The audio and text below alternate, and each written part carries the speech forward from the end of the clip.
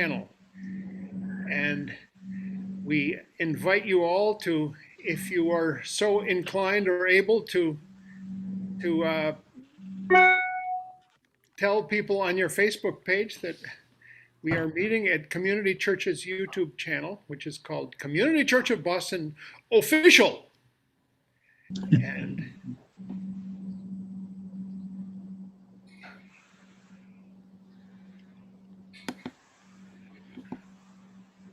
we're still waiting. we're recording fine, so should go ahead. Do you see us on YouTube? Yes. Oh, mine is still going in a circle. We I have see. to wait here. We see everywhere. No, it's recording. Just remember there's a 30-second delay, so Yeah. you should just get started. I have to wait till that 30-second delay is over so I can. There we go. So I can mute the sound. There we go. Now we are officially started. Welcome to Community Church, friends. There we go.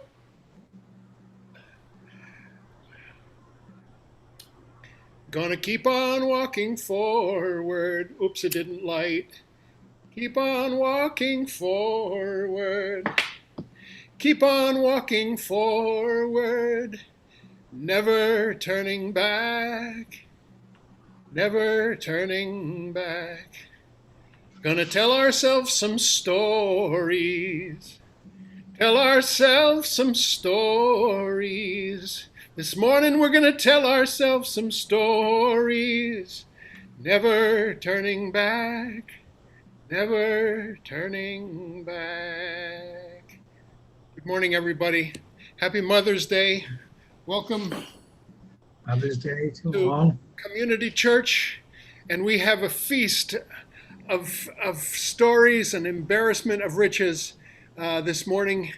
And we're going to dispense with a few things so we can just hear all our beautiful storytellers, all of whom have a bit of a history with Community Church. Some of them, Judith, for example, we were just talking about, that go back 40 years when Community Church was all about all sorts of theater, the Little Flags Theater, the Newbury Street Theater, all kinds of stuff happened in this room.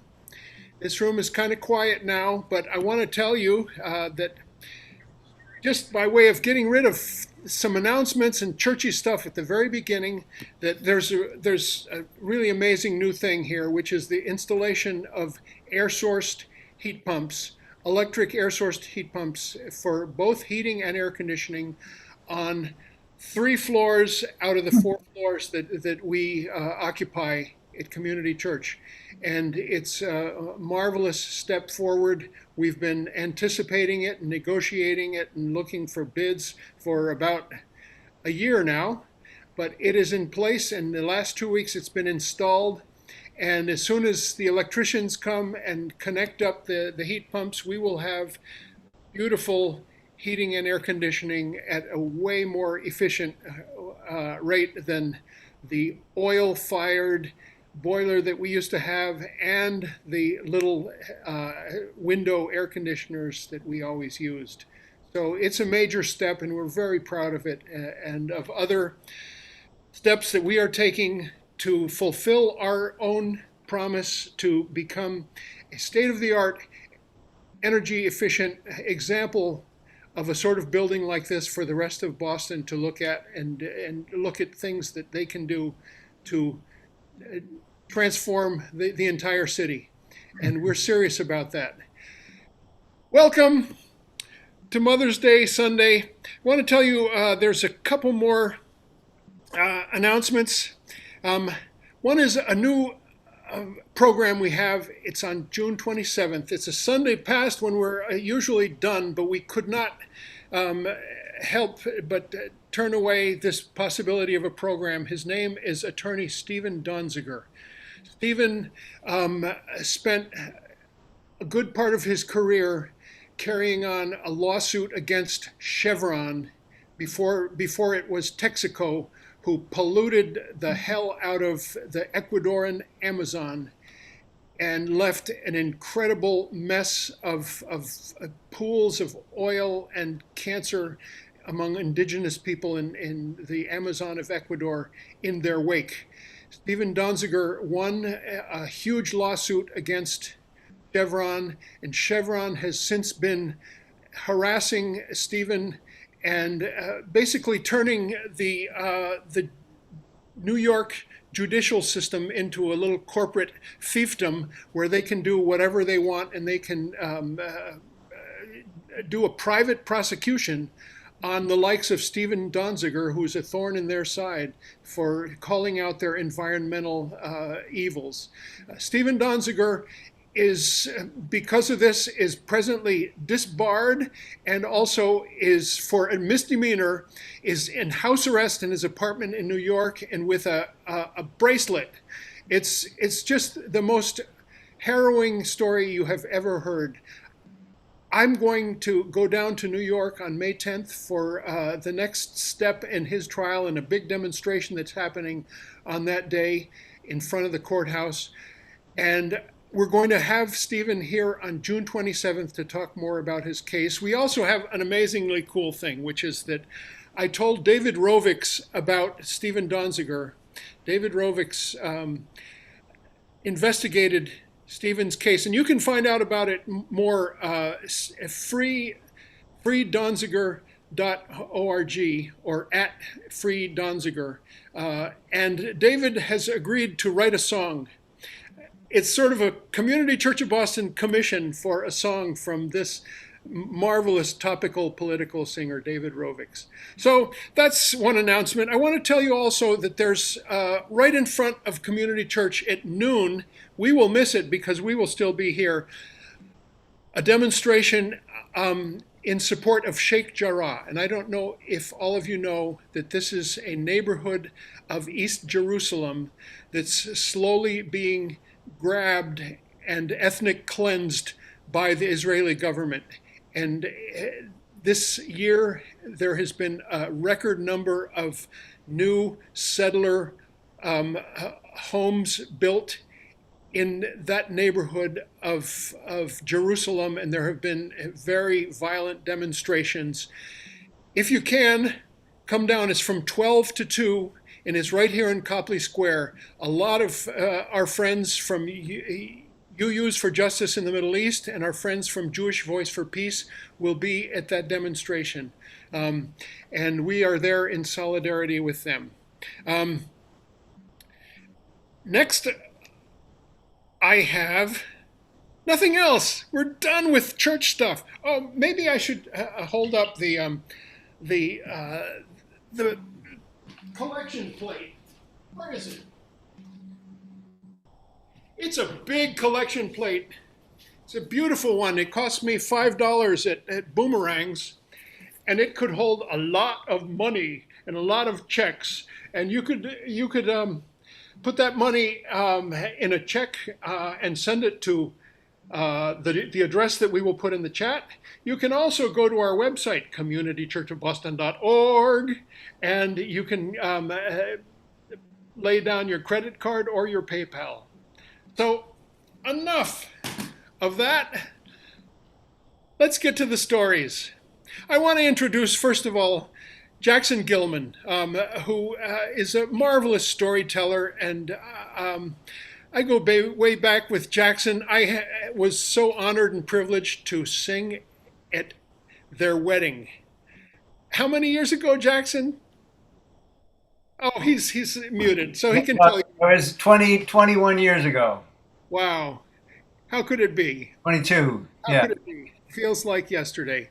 And Jackson has put together this this consortium of storytellers who are going to take it away. And I really hope that this is the beginning of more storytelling at Community Church of Boston, and telling our own story as well through the archives that we have that have been of 100 years of Community Church of Boston. There are a lot of stories there to tell, believe me. If any of you are interested in like a private tour of the archives, they have been in a broom closet of a tiny space.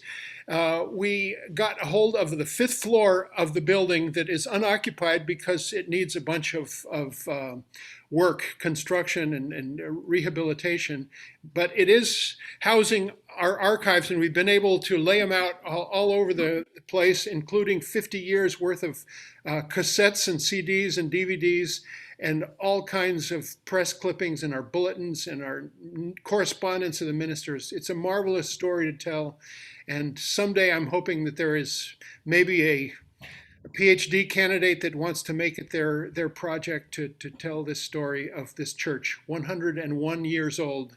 We were going to have a big party last year, but kind of COVID rained on our parade and made us have to paint the town with a bit of a thinner brush. So we're going to keep doing that for the next century. We'll just party away.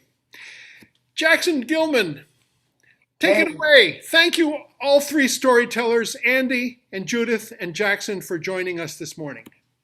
Thank you, Dean, for inviting me to put together this program. And seeing as it's falling on Mother's Day, we thought we'd honor our collective mother, and that's our Mother Earth. And so I had the privilege of inviting two of my favorite colleagues to join me today. And we'll be each taking about a 15, 20-minute slot or so. And when we'll celebrate our Mother Earth together. And I want to first introduce our teller, Andy Davis. And Andy has been, for the past 21 years, is the co-director of a peace and justice-oriented camp and retreat center in the White Mountains called the World Fellowship Center.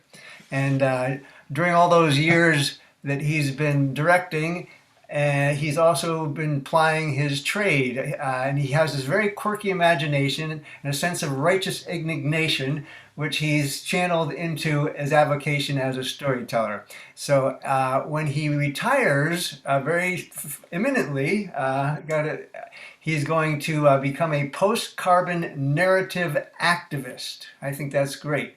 And he's going to hop on his bike and find the right balance between political organizing and storytelling. He is one of my favorite storytellers, and he's going to regale us with two stories today about the motherly influences pushing people to stand up for what is right. So please welcome my friend Andy Davis. Thank you so much, Jackson, and thank you, Dean. I'm delighted to be here, and I look forward to being at the Community Church of Boston again in person someday very soon. And happy Mother's Day to all the mothers and children of mothers out there. 30 miles east of Appomattox Courthouse, where Robert E. Lee surrendered to Ulysses S. Grant, ending the Civil War. At a bend in the Appomattox River sits the little tobacco and lumber town of Farmville, Virginia. Back at the time of our story in 1951, about 4,000 people lived there, evenly divided between Black and white. The rules of segregation. We're having a fire alarm in my house. I don't believe I have to leave, but if you hear a little squeaking and squawking in the background, that's what's going on. It's because I was about to mention segregation, and our security system in this house hates segregation with a passion. The rules of segregation at that time in a small Virginia town were clear and unambiguous. There was no segregation where you stood up, and there was nothing but segregation where you sat down, whether it was at a lunch counter or a diner or in a school. There were two high schools in Farmville, Farmville High for the Black kids and R.R. Moten High for the Farmville High for the white kids and R.R. Moten High for the Black kids. Moton High School had been built in the late 1930s with a capacity of 180. But at the time of our story, there were 450 kids crammed in there trying to learn. And so in an effort to alleviate the overcrowding, they built 3 long, low wooden frame structures and sided them with black tar paper held on by wooden battens. And these became known as the tar paper shacks, and passersby thought they were industrial chicken coops or something. But the kids who had to take classes there, for them, they became symbols of the unequal education they were receiving. Wherever you go, at any time in history, people who are perceived to have the least power are the least likely to be consulted, whatever it may be. So the last people the all-white school board was going to ask for their opinion were the kids in the Black school. And the last place they would have expected any trouble would have been at one of the Black schools. And the last person they would have expected to lead any sort of an uprising would have been a girl. But at that point, they still didn't know Barbara Johns. Barbara Johns was a 16-year-old high school junior, and she was involved in everything. She was involved in the student council, which had given her the opportunity to travel to all kinds of different schools and see how they did things. And everything she saw everywhere else led her to the conclusions to what they had in Moton High was ramshackle, second rate, and just not what they ought to have. And she shared her feelings with her favorite teacher, the art teacher, Miss Inez Davenport. And Miss Davenport set her glasses down on the desk and looked her in the eye and said, "Well then, Barbara, what are you gonna do about it?" Now, I should tell you that the urge to stand up for what was right wasn't unknown in Barbara's family. Her uncle, Vernon Johns, had been born right there in Prince Edward County, and he had grown up to be a preacher, and in time he became a pioneer of the civil rights movement. He was known by everybody, Black and white alike, as somebody who wouldn't back down.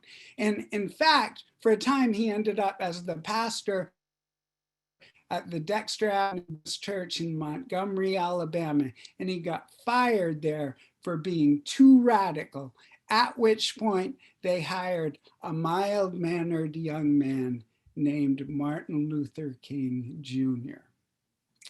But that's another story. Back to Barbara. Now you know that she came by her rabble-rousing honestly. And you should also know that according to all her friends, she was very intelligent, but very, very, very shy. She wasn't somebody you would have thought of as a natural leader, but she was being raised by her grandparents while her parents were in DC trying to make enough money to raise the kids. There were 5 of them in all, so she did have a certain big sister kind of authority. So in late 1950, she began to come up with a plan on how to change things. And first she invited 5 student leaders to meet with her at the bleachers by the athletic fields after school. And they began to talk about everything they knew to be true about the unequal conditions of their education. And at the end of it, Barbara told each of them to bring one more student who could be trusted to the next meeting. And they had one meeting after another. And by early 80, there were 20 of them meeting out by the bleachers to put the finishing touches on their plan, which they decided to carry out on Monday, April 23rd, 1951. The first thing they had to do, the first egg they had to crack, the problem they had to solve was to get the principal, Mr. Jones, out of the building, because he was a good man and a fair man, but he was a strict disciplinarian and he wouldn't be up for what they were planning. So at 11 a.m., he got a call in his office and a muffled voice on the other end of the line said, "Hey, Mr. Jones, a couple of your kids are getting in trouble down at the Greyhound station. Better get down there." So he ran out of the building to see if he could be of help. And then Barbara sent emissaries to the four corners of the building, each carrying notes to every classroom, calling on all school assembly for that day and signed with the forged signature of Principal Jones. And when everybody was gathered in the auditorium, all 450 students and their teachers, the curtains opened on the stage to reveal not the principal, who they thought had called the meeting, but the secret student committee. And Barbara Johns stepped up to the podium, and the first thing she did was tell all the teachers to leave the room, because she didn't want them to get implicated in what they had planned and lose their jobs. But they hesitated, so she took off her shoe and rapped it on the podium. And in her best big sister voice, she said, "I want you out of here now." And they left. And at that point, Barbara and the other student leaders laid out everything that everybody else knew to be true about their conditions and said, "We just hope that you're going to join us in making a move that will broadcast the name of our school around the world." So that afternoon, almost every student walked out of that school, and they stayed out for 2 weeks. And during that time, Barbara called up attorneys from the NAACP and asked them to take their case. Now, at that point, the NAACP was working on a big project, but they thought that they didn't need another case from some podunk little town in the middle of Virginia. But they agreed to have a couple of their attorneys stop by on their way to a more important meeting. But the evening they stopped by, they found 2,000 students and their parents and community members gathered in Reverend Griffin's church. And they realized there just might be something happening in Farmville that they wanted to be a part of. So on May 23rd, 1951, a month to the day after the student walkout, Oliver Hill and Spotswood Robinson filed a suit in federal court to end segregation in the schools of Prince Edward County. And what followed were death threats and cross burnings. And so that summer, Uncle Vernon came up in his green Buick to drive Barbara away to Montgomery, Alabama to finish her high school education safely there. And so it was there that the following year, she heard that her case had been folded in with 4 others into a case that would be heard before the US Supreme Court under the title Brown v. Board of Education. And on May 17th, 1954, the unanimous decision came down, ending school segregation as a violation of the Equal Protection Clause of the 14th Amendment. The fight against segregation was just beginning, but nothing would ever be the same. So sometimes I wonder what it takes to get people to rise up, to take a stand. I think about how much we have standing in the way, but then I think of Barbara Johns. She was Black in a white supremacist country. She was female in a patriarchy. She was a child back in the time when children were supposed to be seen and not heard, and yet she had the courage to make a stand that brought a measure of justice to her country forever. So I guess the first step is to know what the conditions are and to have the imagination to imagine how things could be different. But still, it's possible that it won't go any further than that unless you're lucky enough to have somebody, an uncle maybe, or a teacher like Miss Davenport, who look you in the eye and say, well then, why don't you do something about it? Barbara Johns.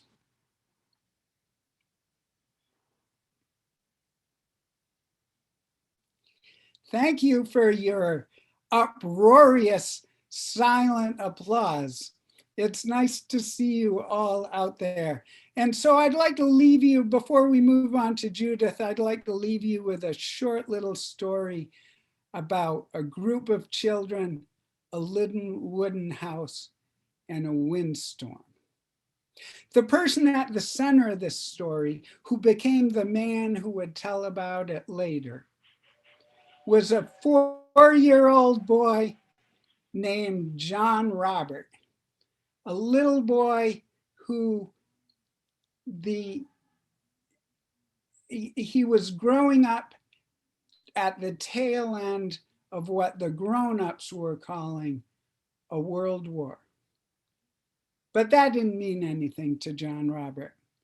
To him, the world, all the world he knew, was a little patch of southern Alabama into which he stepped each day, a world of tall pine trees and white cotton fields and red clay dirt roads.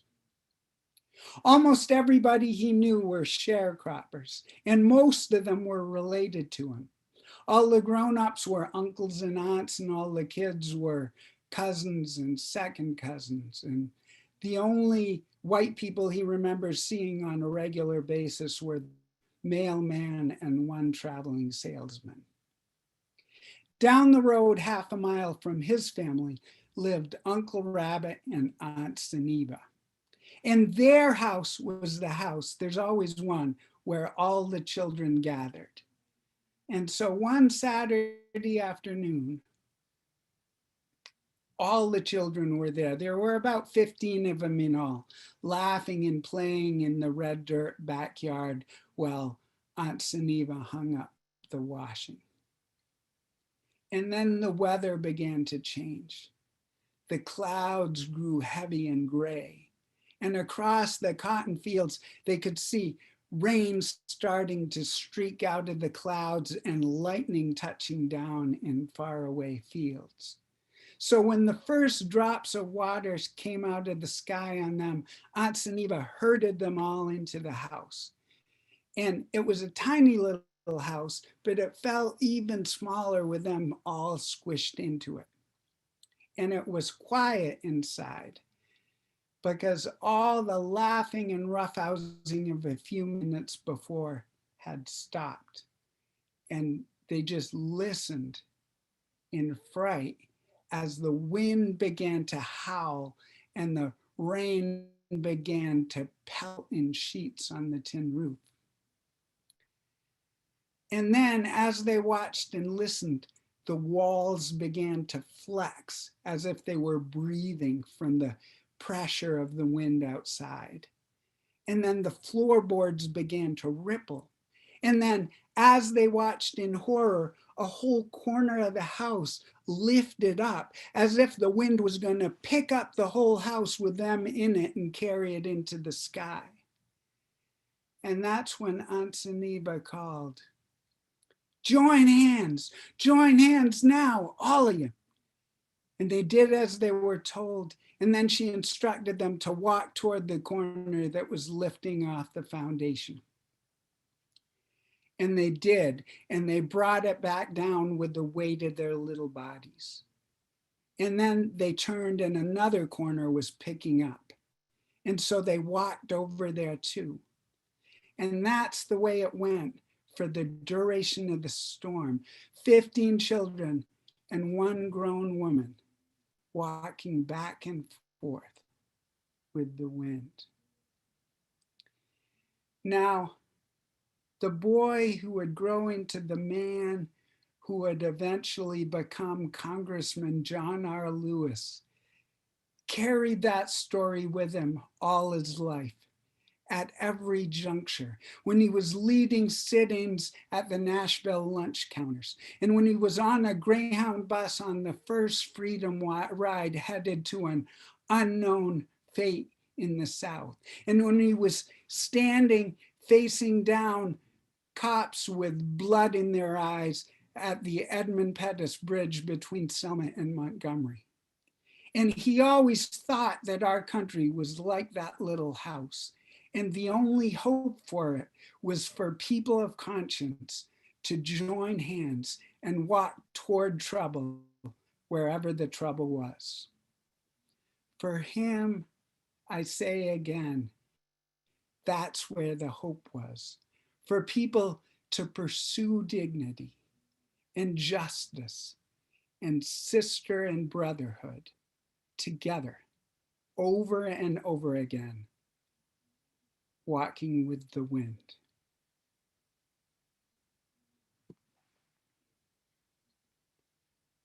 Thank you. Now I'm anticipating the applause from my audience downstairs, which was a little delayed last time. Thank you for your kind attention. Thank you for all you do, the Community Church of Boston as a whole and all of you individually. And it's now my honor to introduce my friend and inspiration, Judith Black.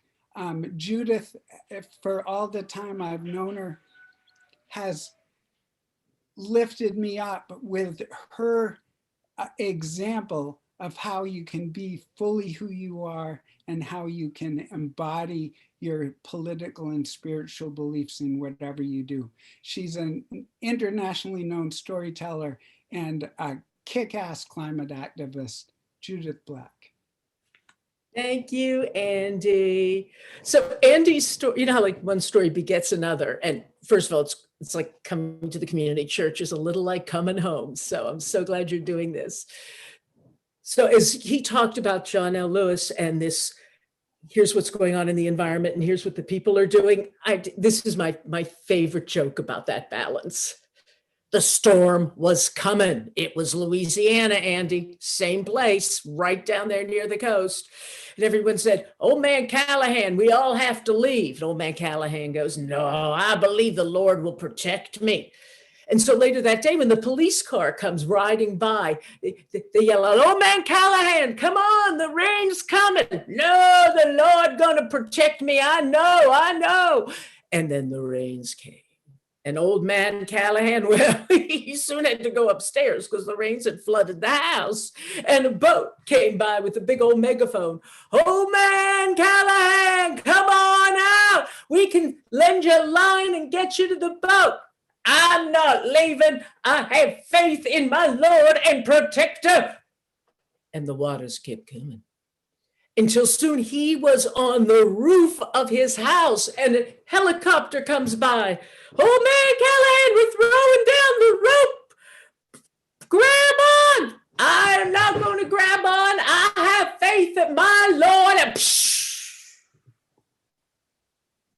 And that was the last they heard of old man Callahan until he got to the pearly gates. And he was somewhat outraged. "I want to see the Lord. I want to see the Lord. I said the Lord is my protector. The Lord is my strength. And the Lord was not there. You show." Well, they show him in and he starts complaining. "Where were you, Lord? Where were you? I had faith in you. I said you were going to protect me." And the Lord calms him down. "Well, fool, what do you think the car, the boat, and the helicopter were?" And so we must work together, humans with nature. So the first story I want to tell you is called Snakes, and it was created pretty recently. 2016, the Milwaukee suburbs.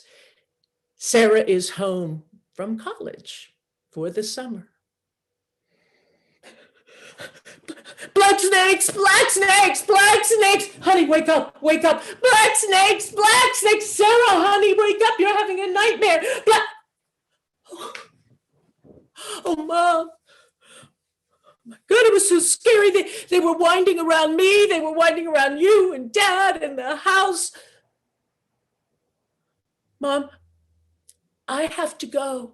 Oh, no, you don't. It is going to be very, very dangerous there. It's going to get colder than you can imagine. You do not even know if they want you. And honey, I know the fossil fuel industry.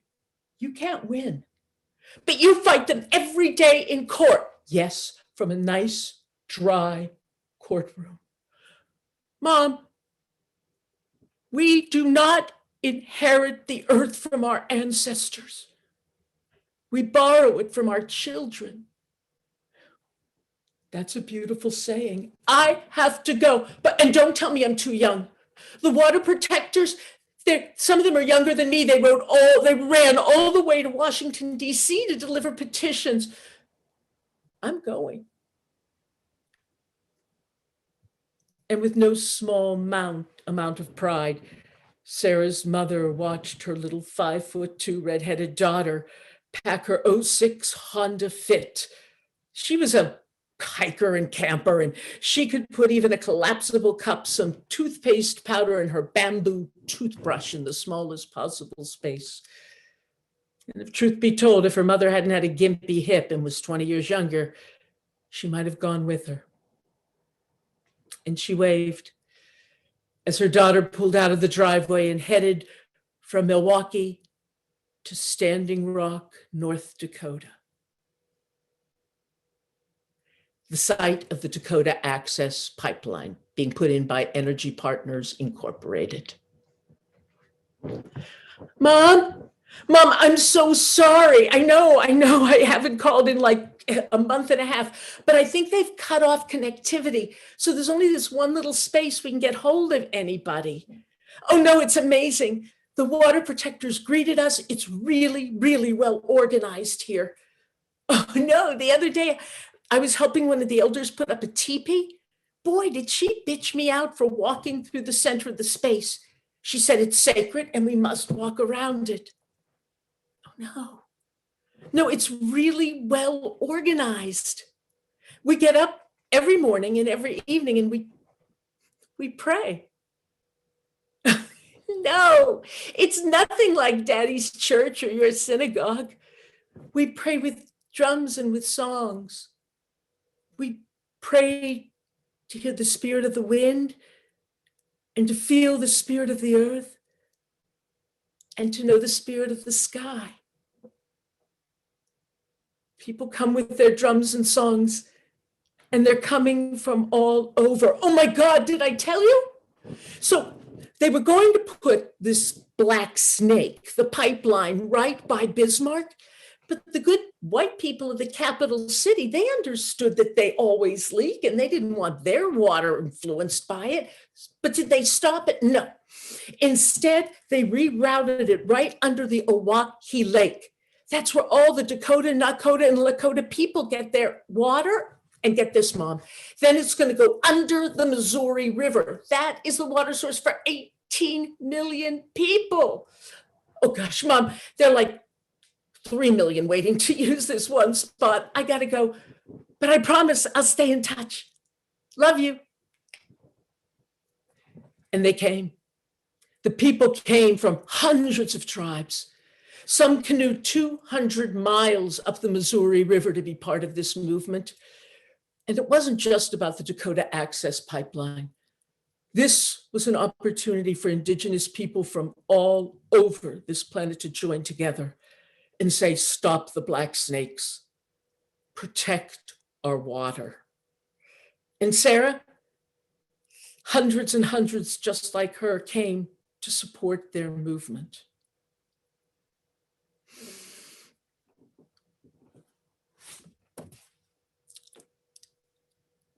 It was December 2016. Mom? No, I know it must have looked really scary on TV. And yeah, they did send attack dogs and rubber bullets and tear gas. We just keep washing each other's eyes out with milky water. Yeah, Mom, they claim that's their land, but it's not. It's deeded treaty land, and their dead are buried there. Mom, how would you feel if someone brought a backhoe in to where Grandma Esther is buried and just destroyed that to put in an oil pipeline? Okay, so now you know how we felt. And when we went over there to Turtle Island, we came with our drums and our songs peacefully. We just wanted to honor the dead. Yeah, rubber bullets sting like all get out. Of course I'm scared. No, Mom, I contacted the school. They know I'm not coming back at all this semester. I'm sorry, I'm staying till the end. I love you.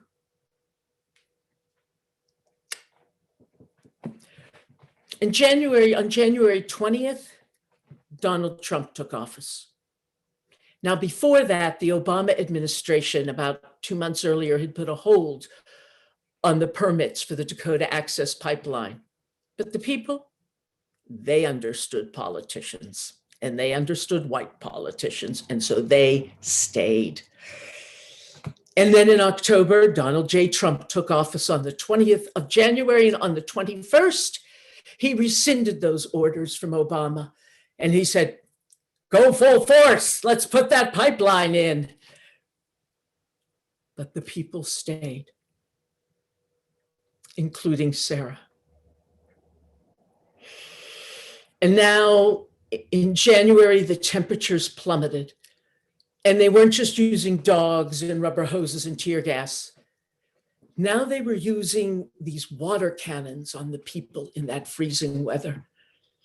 And Sarah had been soaked once, twice, and the third time they grabbed her and arrested her, and they put her in literally a dog kennel, because that's what they were holding people in.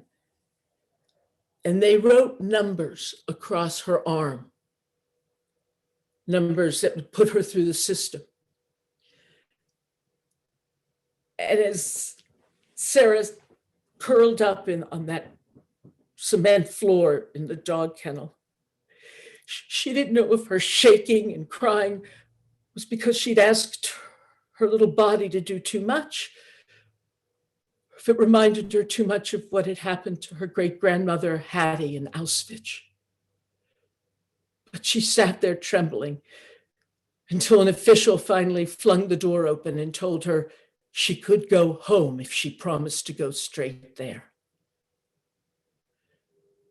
She was so sick. I guess I wouldn't be good to anyone at this point. And she stumbled over towards her car. She packed up what was still good of her gear, and she started the long, slow trip home with nothing but survivor's guilt, because she had a home to go to. But she was leaving the people in the only home they knew. On February 26th, she was still recuperating, lying in her bed as she and her mother watched the TV. And the officials of the government, of the energy company, of the local police came. And today, as you can see behind me, all the protests at the Dakota Access Pipeline are being ended. You will see that they are ripping through the TPs, they are backhoeing all of the structures, and they are either incarcerating or sending everybody home.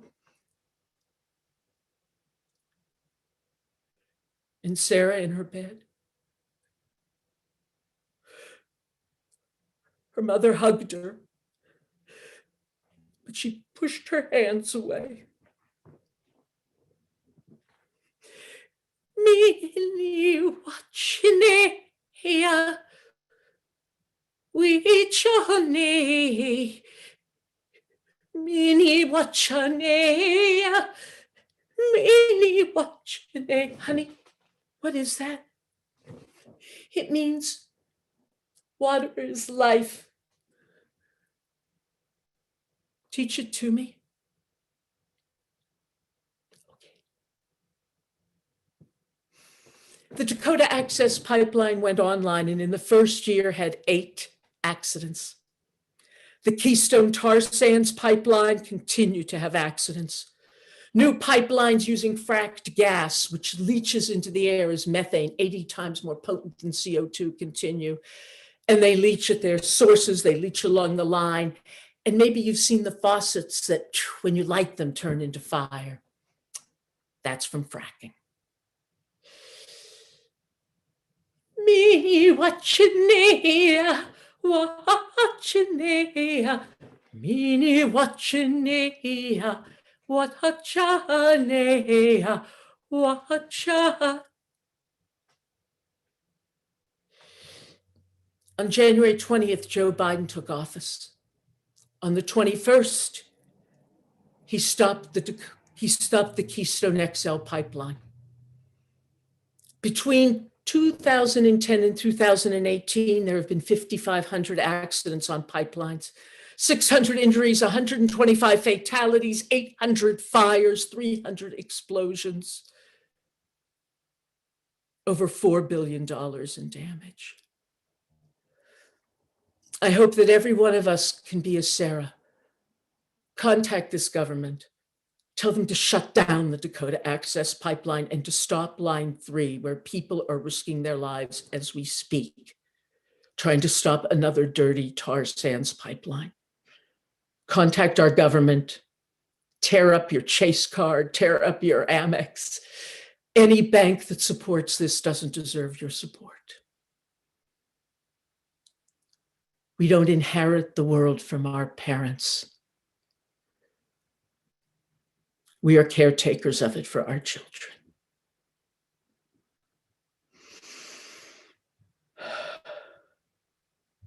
Now,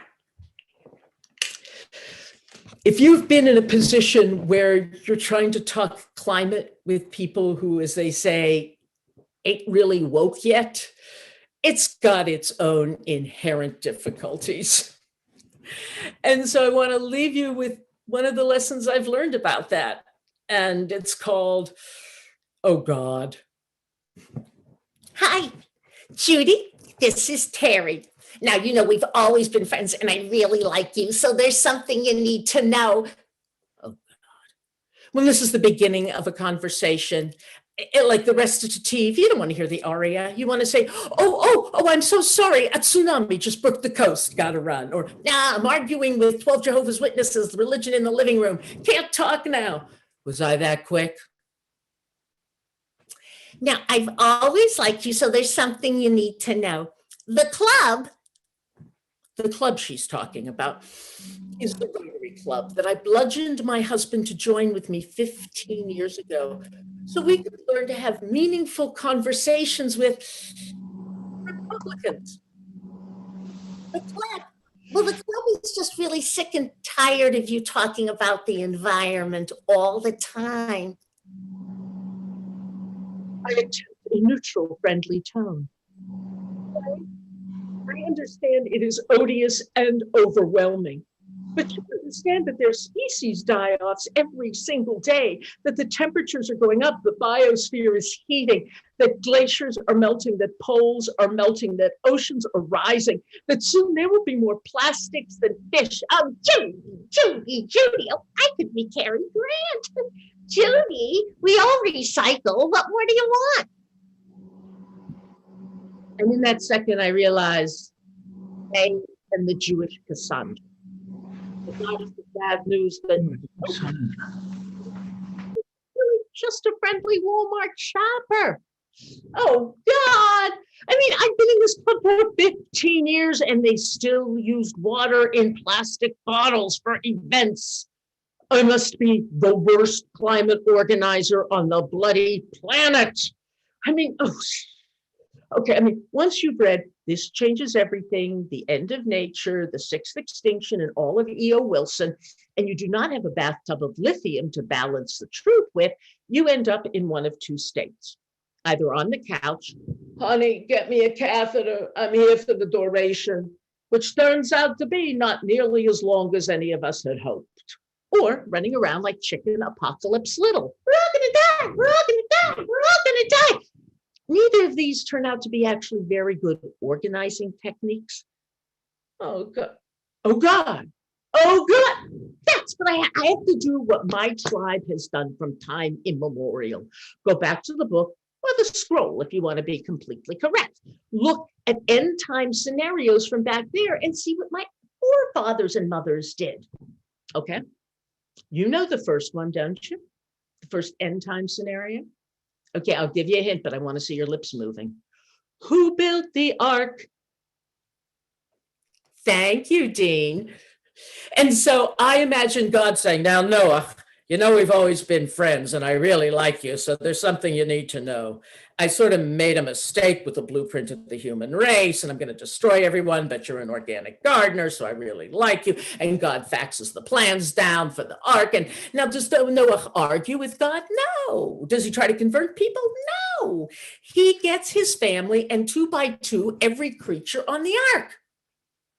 Okay, well, he did have the first floating stock.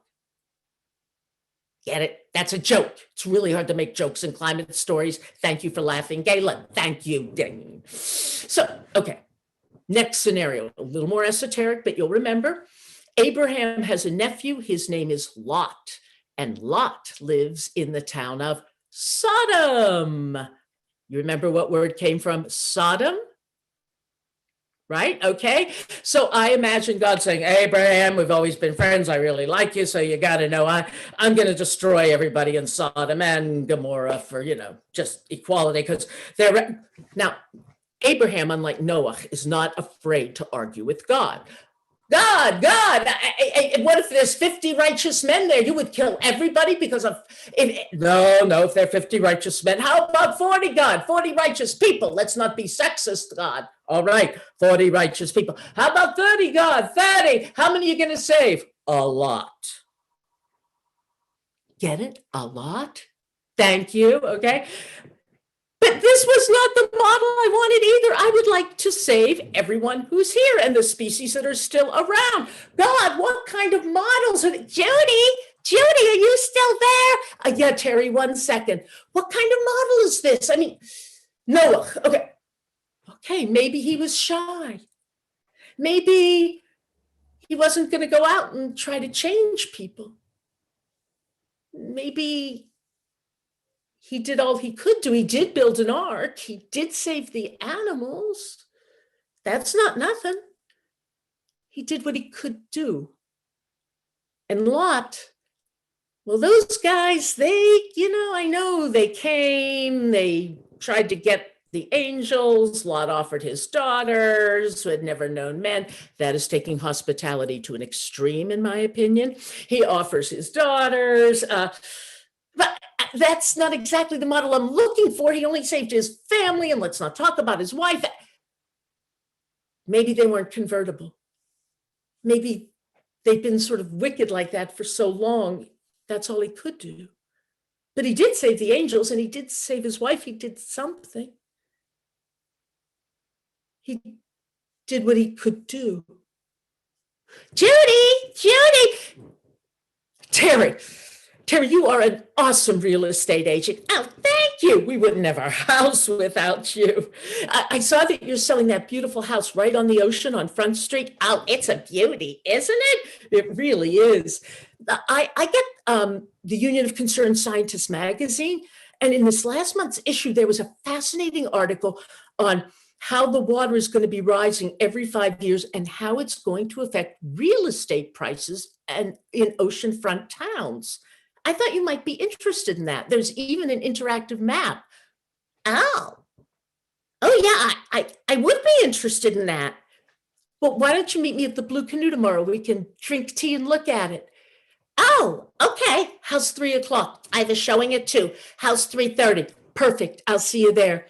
Great. See you then. Thanks. Bye-bye. Thanks. Oh, God.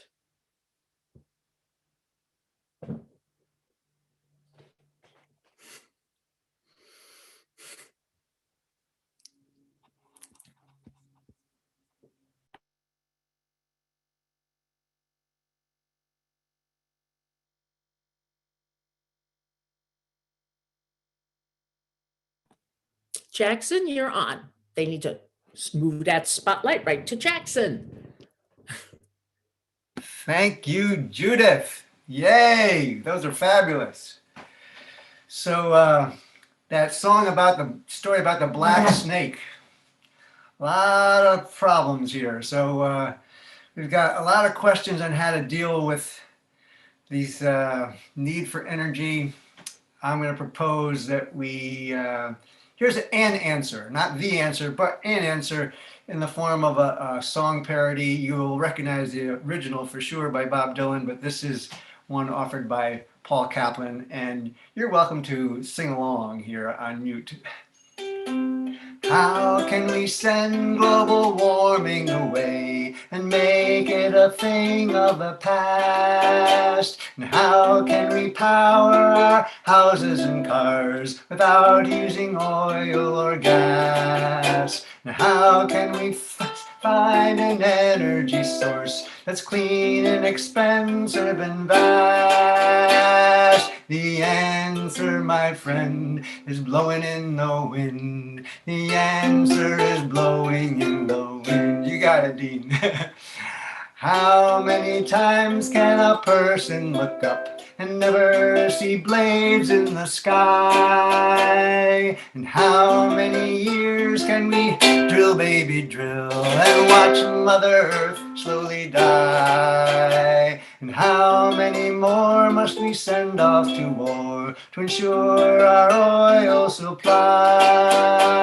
The answer, my friend, is blowing in the wind. The answer is blowing in the wind. How many years can a beach house exist before it is washed to the sea? And how many times can a person insist we all have to change except me? And how much catastrophe must we endure before we can finally agree? Last time the answer, my friend, is blowing in the wind. The answer is blowing in the wind. Yeah, that's one of the answers. Okay. Thank you, Paul Kaplan, for that one. So we got some problems. And what's the source of many of these problems? Well, I think we can distill it down to one species. The Earth was doing fine. Okay, so here's a piece. And it hasn't always been that way because, you know, before we got industrialized, there were cultures that really knew how to take care of Mother Earth. I mean, you look at the Native American cultures, and you know they had the concept of 7 generations, and they honored the earth. What they took from it, they thanked, and yeah, there's so many good models of stewardship that we're not following. And Native Americans, they were able to walk softly on the earth. And that's one of the lines in this piece. And not only a good hunter has to walk softly on the earth. They learned how to roll on the side of their foot to make as little sound as possible, but also figuratively to walk softly on the earth. And since we've become industrialized, what do we do now? It's like, yeah, rather than walking softly, we're more like, you know, stomping around, you know, these huge carbon footprints. So this next piece is in the form of a rap by a fellow named Dick Siegel. And it points to the source of these problems and gives us a warning. And it's in the voice of our mother.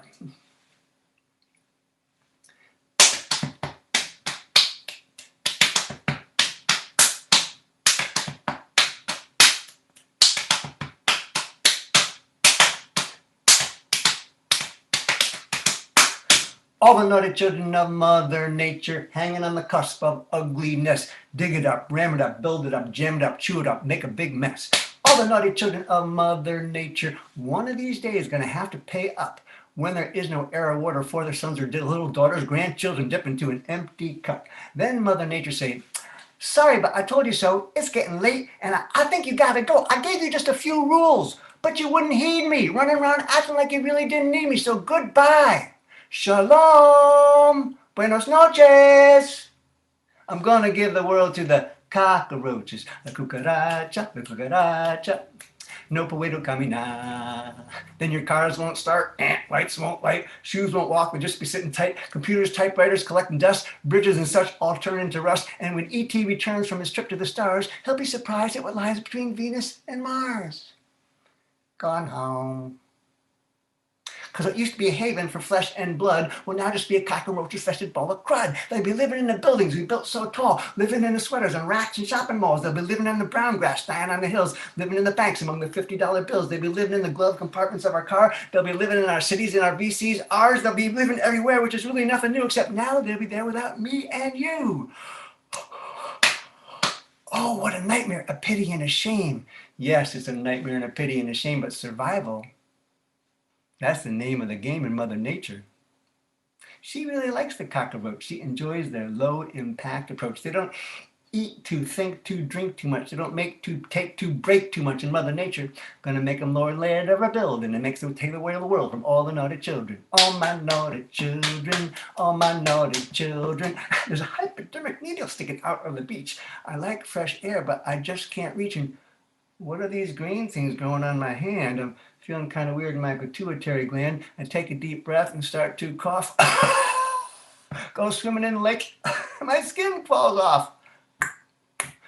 Doctor, doctor, can you tell me what's wrong? Then your doc starts singing this new pop song. Ba-dum, ba-dum, bum, bum, bum, ba-da-da-da-dum. I don't know what you got. It's just something going around. You pick it up in the air, or maybe on the ground. And the only cure that's been found, the only remedy to be safe and sound, the only remedy with official approval is utter, total, special removal. Utter, total, special removal. And if your sense of perpetuity objects, let's say, take a look at Tyrannosaurus Rex. It happened to them. It could happen to us. Just like that, no muss, no fuss. With them, it was a little bit of bad luck. With us, it's a case of passing the buck. Passing the buck. Passing the buck. Buck, buck, buck, buck, buck, buck, buck, buck, buck, buck. Going wrong way down a one-way street till bum-ba-dum-bum. Tweet, tweet. All the naughty children of Mother Nature, giving Mother Nature more than she can take till she makes the cockroach landlord of her building and takes away the world from all the naughty children. All my naughty children, all my naughty children, all my naughty children. It doesn't take an Einstein or a Thomas Edison to realize the price of all the bad medicine, and maybe before there's no more human race, we ought to take a look at what's in front of our face.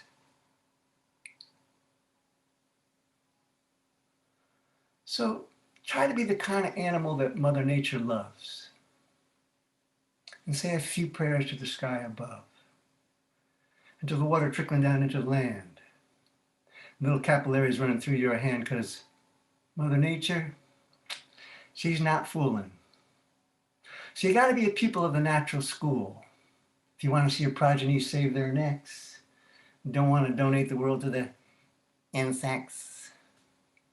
Better walk a little softer, just a little bit softer. And remember, mind your manners.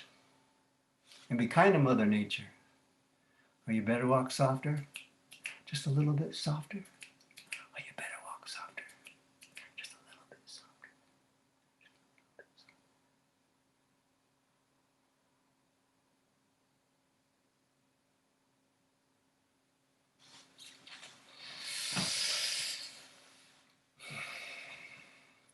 So that's by Dick Siegel. And to fix a problem, first you have to recognize the source of the problem. And a lot of us really don't want to face that music. And if I asked this crowd, how many people of you saw Al Gore's movie Inconvenient Truth, I'd get a pretty good showing of hands, I'm sure. Other audience people have rather not see, a movie like that, because it's very inconvenient truth that he's pointing out to us, the fact that we are the source. So, but it was a very convincing film, and that science is totally clear. People who are not accepting it really have their heads deeply in the sand. But we don't really need all the scientists to prove to us that there's something going on. Because we're all old enough now in this audience to know that things are different than when we were a kid. Like, let's say go back when you were a child and you were going to go out to the beach on a sunny day and you wanted to protect yourself from the sun. You might go to the drugstore ahead of time and buy some sun lotion, and there's to give you a display there, and you'd have to pick which brand of sun lotion you wanted. And for some reason, I was always attracted to the copper tone display. Was some very fetching. But once you decided, what brand you wanted, then you had to decide what level of protection you wanted. And when I was a kid, you remember this too, my choices were level 2, level 4, and the highest I ever saw was 8. Yeah. So nowadays, you want to get serious about protecting yourself from the sun. Where do you start? 15, 30, where's this going to end? We'll take that to its logical extreme conclusion with the help of songwriter Phil Hose and another song that you know. And you can fill in the missing musical interlude there when it gets to be that part. I took my children down to Crescent Beach. We packed a bagel and a fuzzy peach. We stopped to buy some sunscreen, but all that we could find was one huge bottle of Sun Lotion 99. Right on the label it said, guaranteed all the protection that you'll ever need. I winked at the kids and I gave them both a sign. Please rub my back with, help me, Sun Lotion 99. They pulled out the cap and it twisted at last. It rumbled and it roared and came out with a blast. It oozed down my back, then set hard as a cast. I tried to move, I could not budge. I was stuck fast. The kids got rocks and tried to break my shell. It broke the rocks and turned me black and blue as well. I hate to face the fact, but it seems that I'm confined to a solid block of Sun Lotion. Musical break, you know it, take it. Dee-dee, dee-dee, dee-dee, dee-dee, dee-dee, dee-dee, dee-dee, dee-dee, dee-dee, dee-dee, dee-dee. I tried to move, I could not budge. I was stuck fast. The kids got bored and then ran off to play. I cannot move and so right here I lay. The tide's coming in and I hope they're not too late. Next time I'm gonna settle for Sun Lotion 98. Sun Lotion 98. Sun Lotion 98. Okay, take it away. All right, so the easiest way to solve a lot of our problems is to not create them in the first place and to conserve the resources we have. It's a finite amount of fossil fuels. There's a finite amount of a lot of things. At the rate we're using them up, well, so let's conserve lots of things in this next song by Dave Orleans. And you're going to sign along with me and sing along. So to conserve things, you take your 2 V fingers like this, put them on top of each other, pull them towards you, and that's how we're going to conserve things. And the first thing we have to conserve are our trees. Wow, you cut down the rainforest and hey, we're going to asphyxiate ourselves. There's a give and take there that it can't happen if they're not there. So here's the chorus. Save some trees for me, please. Save some trees for, I'm going to say, when we grow up, and you're going to echo, when we grow up. You got the idea? Sing along, sign along with me. Echo. If I were a tree, in the middle of the woods, with the sun and the rain, I'd feel real good. I'd make some shade to cool my friends, my part. And I'd grow buds and seeds and leaves on the branches. And the birds and the squirrels would make home, and the chances are good that I'd be happy right to the end. Right to the end. Save some trees for me, please. Save some trees for when we grow up. we grow up. If I were a fish, just swimming in a stream, I'd have a lot of fun, if you know what I mean. I'd say hi to a frog, looking for a fly, my part. And I'd hide in the weeds from that funny old muskrat. Stay away from worms on hooks, because I know that I'd rather live here in the stream till the day I die. Till the day I die. Streams. Save some streams for me, please. Save some streams for when we grow up. When we grow up. If I were the beach by the beautiful sea, I'd love to feel the waves washing over me. I'd invite some kids to play in the sand, my part. And I'd build my own castles with dune grass upon them. They'd keep back the sea if no one stepped on them. So save me from traffic, and please keep your trash off me. Keep your trash off me. Beach. Save some beach for me, please. Save some beach for when we grow up. When we grow up. If I were a cloud, just floating through the sky, I'd have a nice time as I drift on by. I'd float to the sea and fill with rain, my part. And I'd rain on the city and all the people in it. I'd clean all the dirt from the air in a minute. The sky'd be blue when the sun came out again. Came out again. Air. Save some air for me, please. Save some air for when we grow up. When we grow up. If I were the sun, making daytime bright, looking down on the earth, spinning day and night, like a great big ball of blue and green, my part, where the land and the sea and the sky come together, and the wind and the clouds swirl around making weather. It's the prettiest doggone planet that I've ever seen, World, help me.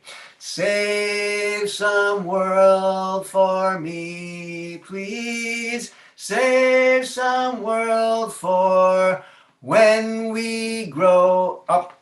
When we grow up. Thanks for signing along and singing along. I can see you out there joining right in there with me. So, in that verse there, we're speaking a little bit about a ball of blue and green. You, of course, know what we're singing about, our mother. And if you grew up in the United States and went to school, you learned your Pledge of Allegiance at the beginning of the school day. Of course, that was drilled right into us. And sometimes it gets harder and harder to pledge allegiance to a country that loses its way from time to time. But we want to keep it on its right track. And there's a lot of great mothers out there, like the stories Andy was telling us about and the activists that Judith was telling about, to keep us on the right track. And let's hope we can persevere. But more important than knowing a Pledge of Allegiance to one particular flag of ours, gosh, there's a lot of different flags and countries out there in the world, and people who are very proud of where they come from. So the one thing we have in common, though, no matter where our country is, what our skin color is, what our culture or religion is, we've got the same mom. We've got to honor her. So I think we should add another pledge to our repertoire that takes a broader view of all that calls this beautiful planet home. And no matter who or where or what we believe in, and it's not just the people, it's all the creatures who have just as much right to be here as we do. So I'm going to invite you to learn another Pledge of Allegiance. And you can repeat it after me. And I use a globe. Sometimes I use a big one. Like here, here's my daughter when she was 2 years old. She just turned 21 today. Anyhow, she's holding up she's my atlas in that picture. And I'm going to have a smaller globe here. I'm going to invite you to put your hand on your heart and repeat after me a new Pledge of Allegiance. I pledge allegiance to the web of life of which we're each a strand, and to our planet Earth, on which we stand, one ecosystem under the sun, interdependent with diversity and respect for all. Oh, God, amen. All right. And if you would like a copy of that pledge, I would be so very glad to send it to you. And I think I can put that in the chat there. And I would be send me your email address to my email there, and I'll put it in the mail to you, and you can spread it around for and get a lot of people joining this pledge. So let's see. Oh, we'll go back to that story we were saying about blowing in the wind. You've been sitting for a long time, and there wasn't an intermission during this show, so I think we need to, stretch out a little bit. And this is kind of a little energizer before we close out with one more song after this. And I'm gonna turn you into a wind farm. So you are each going to be a wind turbine, and it's more fun if you want to stand up to do this, but in any case, you do have to follow along with all the movements. And it's a song by my friend Monty Harbour, and I'm going to ask you to move along with the signs here. And we're going to start out with the sun, because where does that energy come from? Any source of energy that we think comes out from the ground, or it all still, we have one energy source, and that's the sun. Okay, so let's draw it up there with our hand. That's the sign for sun. Here's a sign for warm, like having warm breath. And what happens is the sun warms up the top layer of the earth, and the radiant heat from that, where does it go? It goes up. Of course it goes up. The heat higher rises. And it can't leave a vacuum in nature. No. Air is going to move in to take its place. It's going to be cooler air. It's going to come in the form of wind. So let's harness it and save some, find a better source of sustainable energy here. It's there. So join me. This is the sun shining down on earth. This is the warmth of the sun shining down on earth. This is the air rising up through the warmth of the sun shining down on earth. This is the wind blowing in beneath the air rising up through the warmth of the sun shining down on earth. Get your windmill blade, the rotor. This is the rotor spinning in the wind blowing in beneath the air rising up through the warmth of the sun shining down on earth.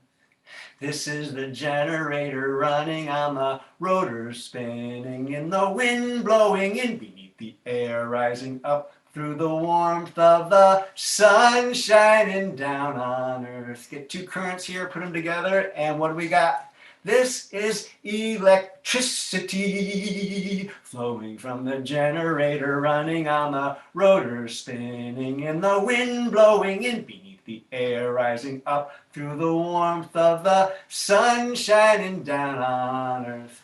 This is the light from the lamp I lit with electricity flowing from the generator running on the rotor spinning in the wind blowing in beneath the air rising up through the warmth of the sun shining down on earth. This is the book I'm reading in the light from the lamp I lit with electricity flowing from the generator running on the rotor spinning in the wind blowing in beneath the air rising up through the warmth of the sun shining down on earth. What is the title of the book I'm reading in the light from the lamp I lit with electricity flowing from the generator running on the rotor spinning in the wind blowing in beneath the air rising up through the warmth of the sun shining down on earth. You won't know the answer. You can know all the words now. You can sing the last part with me. This is the sun shining down on earth is the title of the book I'm reading in the light from the lamp I lit with electricity flowing from the generator running on the rotor spinning in the wind blowing in beneath the air rising up through the warmth of the sun shining down on earth. Hey, thanks for playing along with me there. Okay, we got one more short little song here you can sign along and sing along with. And this one's by a fellow named John Frohmer. He was a TV producer in California. That's a high pressure job because there's always deadlines. And he knew how to take care of himself because when he was stressed out, burned the candle too much, he had a really simple prescription for keeping himself together. And sometimes I need to remind myself of this simple prescription. Take a hike. And he was an avid hiker, and he had a whole bunch of mountains in his backyard there in Marin County to hike around. And he said that he found this song on top of Hawk Mountain one time. And it's a beautiful song that's really simple to sing along and sign along with. Give us the peace of a mountain. Give us the patience of the trees. Give us the open arms of the heavens. Give us the passion of the seas. I'm going to break it down for you so you can echo and sing it with me. Give us the peace of a mountain. Give us the peace of a mountain, the patience of the trees. Give us the patience of the trees, the open arms of the heavens. Give us the open arms of the heavens, the passion of the seas. Give us the passion of the seas. Put that together. Give us the peace of a mountain. Give us the patience of the trees. Give us the open arms of the heavens. Give us the passion of the seas. Teach us the music of the river. Teach us the kindness of a breeze. Teach us the harmony of a rainbow. Teach us to sing like wind through the trees. Teach us to sing. Teach us to sing like the music of the river. Teach us to sing like the music of the river. The kindness of a breeze. Teach us the kindness of a breeze, the harmony of a rainbow. Teach us the harmony of a rainbow to sing like wind through the trees.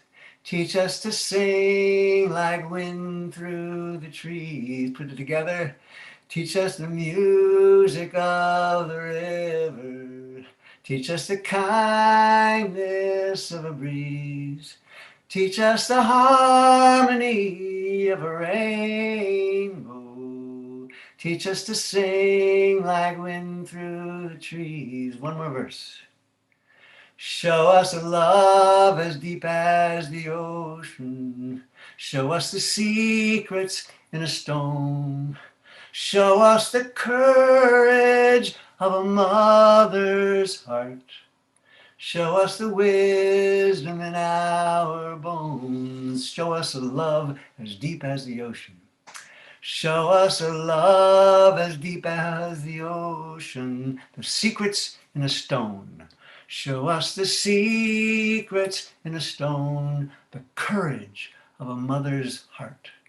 Show us the courage of a mother's heart and the wisdom in our bones. Show us the wisdom in our bones. Put it together. Show us a love as deep as the ocean. Show us the secrets in a stone. Show us the courage of a mother's heart. Show us the wisdom in our bones. One more piece of the mountain. Give us the peace of a mountain. So while we're on this planet, let's appreciate all those beauties that are out our back door. See what we can do to preserve them for the next generations. Thank you, my fellow storytellers, Judith and Andy Davis, Judith Black, Andy Davis, and Dean for putting this together, and the community church for sponsoring this, and all of those who are listening. And I'm going to turn it back to Dean to say goodbye to you. Thanks so much. Andy Davis, Judith Black, Jackson Gilman, thank you for being with us this morning and inspiring us. I have to tell you, Jackson, that we must be on the same wavelength, because I have this new CD. Well, it was new right before COVID, so I'm still calling it new because that was sort of a time warp that happened there. It happens to have a song that's called Save Some Trees by Dave Orleans. It also happens to have another song that's called Pledge Allegiance to the Earth by Jay Manquita. I'll send each one of you a copy of this. Thank you, everybody, for joining us this morning. I want to tell you a little bit more community church stuff. And this is our newsletter. Next Sunday, we have a program that's devoted to food and food security. Katie Martin is the author, and the presentation is the same as the title of her book. It's called Reinventing How We Tackle Hunger. Katie Martin, that's May 16th. The week after that, Sunday, May 23rd, I can hardly wait, because we have, talk about embarrassment of riches today. This is a whole gaggle of musicians that are joining me on the day before my birthday, where I get to introduce one tribe of mine that's called the Sweet Chariot Music Festival, a bunch of people that gather on Swans Island every summer in Maine, and get to introduce them to my other tribe that's called Community Church of Boston. And I'm looking forward to that. We have a big list of performers. Look at that list. There's like too many to list, and it's probably going to take longer than the 2 hours allotted, but who cares? We're going to just sing up a storm. I hope you can join us on May 23rd. May 30th, for celebrating International Children's Day, we have a series of films by a filmmaker named Michael Sheridan, whose specialty is teaching young people how to make films. And this is films by children. That's May 30th. June 6th, Exonerating Ethel. This is Jen Mirapol, who will join us, the granddaughter of Julius and Ethel Rosenberg. And we always do a program in early June honoring the Rosenbergs. So join us on June 6th. And finally, on June 13th, it's a new podcast that people, it's called Centroamericanos Speak on Migration and Struggle. And this podcast, you want to look it up, it's called Central American News. And it's a whole bunch of young journalists who report, each one of them on a different country in Central America. And they're joining us on that day to talk about journalism and coverage of Central America. And then, of course, one last one for the season. It's that one I mentioned before, June 27th, Stephen Donziger. Stephen Donziger, attorney working on that Chevron case. We're just about done. Happy Mother's Day to every one of you. Is there anyone in this audience that wants to say a word to any of our illustrious songwriters on the subject of mother and on the subject of earth? If you would like to unmute yourself and speak to us. I'm scrolling through this mass of folks, some on the phone and some joining us on the Zoom here. I want to show somebody, I want to show you something else. This is Dean's Show and Tell. It happens to be a book that I just found by the referenced Phil Hose. Jackson mentioned he's a songwriter friend of his and member of Children's Music Network. And it just so happens, Andy, that this book has mentions Barbara Johns. It's not one of the featured stories, but it mentions her. This is a book by Phil Hose, who I want to be a presenter at Community Church. He's written a bunch of different books, but this one is all about young people and their forgotten or unheralded role in the history of the United States. And we've talked about that several times during our presentation today from the different storytellers. Phil Hose, we'll hear from him. We were there too. Lots of great stories in this book. I happen to have found it at one of my favorite places, Boomerangs. It's a recycle spot that's also a thrift shop that benefits the AIDS Action Committee. Dean, can I say a word? That is Alan. He's joining us from Maine. Hi, Alan. Hi, Dean. Good morning, everyone, or good afternoon. Happy Mother's Day. And I just want to thank our guests, our storytellers. I really enjoyed hearing them in the theme of Mother Earth and Mother's Day. And just thank you, Dean, for putting together this fabulous show. So I just want to say hello and happy Mother's Day, everybody. Happy Mother's Day. Thank you, Alan. Happy Mother's Day to you, way up there, up north of Bangor, Maine.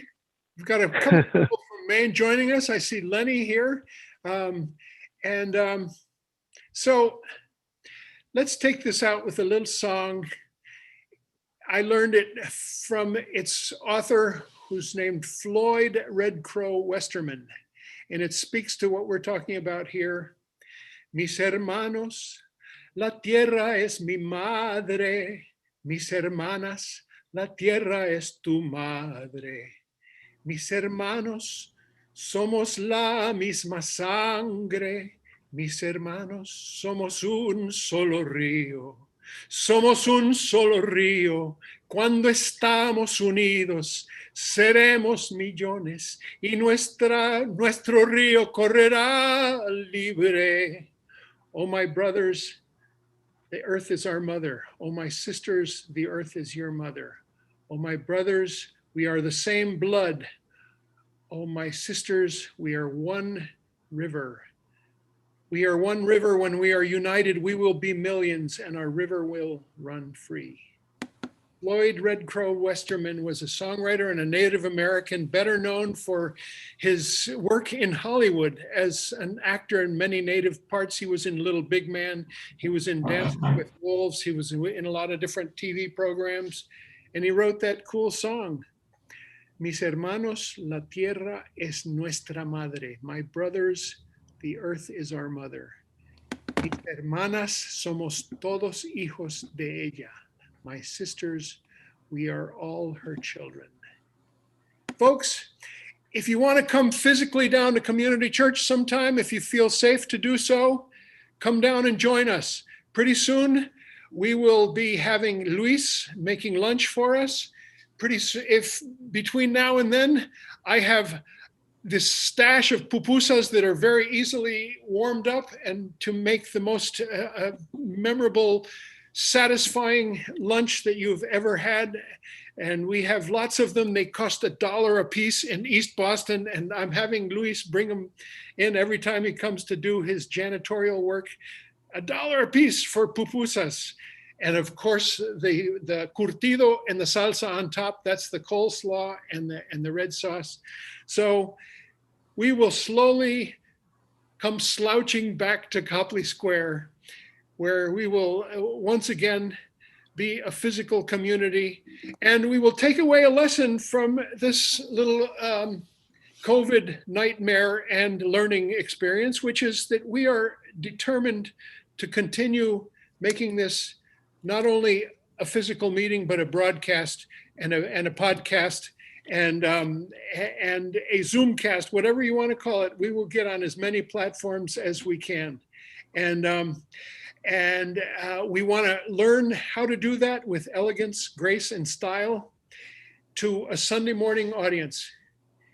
Is that Fiona by any chance? No, that's Rosie. Oh, there. Hi, guys. Hi, y'all. How are you? I'm seeing all these friends. Hello. So happy they get to be on this beautiful Sunday weekend up in Albany, New Hampshire, in this beautiful place known as World Fellowship Center, with these beautiful retiring directors named Andrea Walsh and Andy Davis. I like to brag about something that I think I am the reason they got that gig.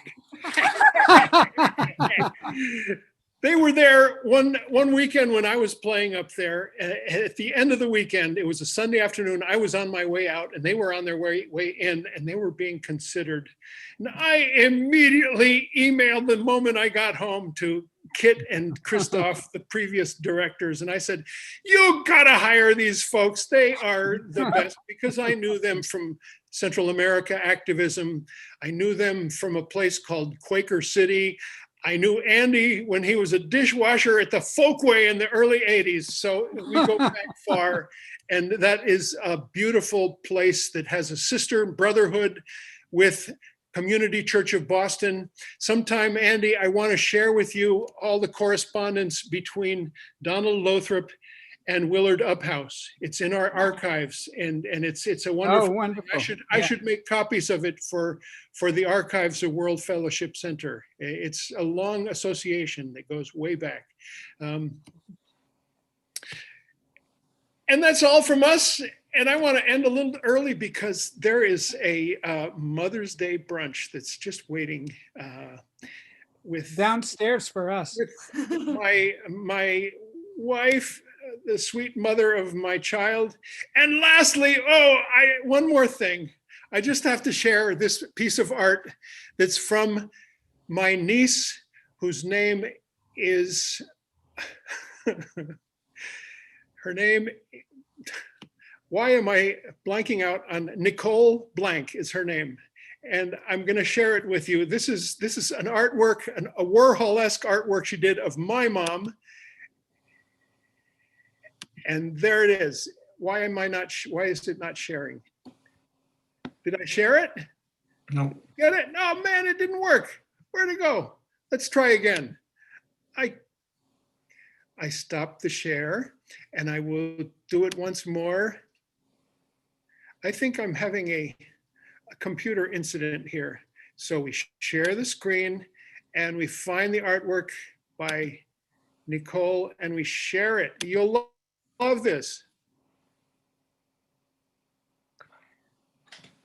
It didn't happen. Yes, yes. There she is. That's my mom. She's 94. And you know what? She kind of goes in and out of remembering stuff, but she just has this infectious laugh that fills the room. And I'm going to have a Zoom with her at 6 p.m. And right now I'm thinking about Mom. She lives in California now with my sister. Happy Mother's Day to Mom and to my sister. Right there. Andy Warhol, eat your heart out. This laptop is going very slowly. Anyway, meeting at the building is over. Greetings and love to the Amadors in New Hampshire. Alisa, Zia, Brian, and Rosie. And thank you to the storytellers, Jackson, Judith, and Andy. I send my love to you all, to the ones I don't even know, like Galen. Hi, Galen. Greetings. Mary Lynn, Barry, YH Pat, who joins us every week from somewhere down south. We love you from afar. And I see Alan Clemens, and I see another 617 that I believe is, oh no, I know who that is. That's Jim Casteris, who's with us. And of course, Lenny Shames from Brunswick, Maine. Meeting at the building, soon be over, all over this world, all over this world, all over this world. Meeting at the building, soon be over, all over this world. Hallelujah. Amen. Hallelujah. Amen. Hallelujah. Amen. Amen. Amen. And do you remember that thing that Lady Smith Black Mambaza used to do? They used to go, hallelujah. Drrrr.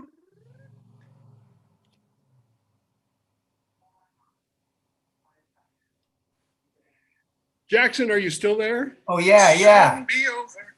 Jackson, with this world. Email me your street address, okay? Okay, I'm going to send you one of these, great. as well as to the other presenters this morning. Okay, Thanks so much, Dean. It's terrific. you're welcome, Galen. Where are you joining us from? New Jersey. New Jersey. All right. Thank you so much. Thank you. It was wonderful. And we are going to declare the meeting ended. Bye, everybody.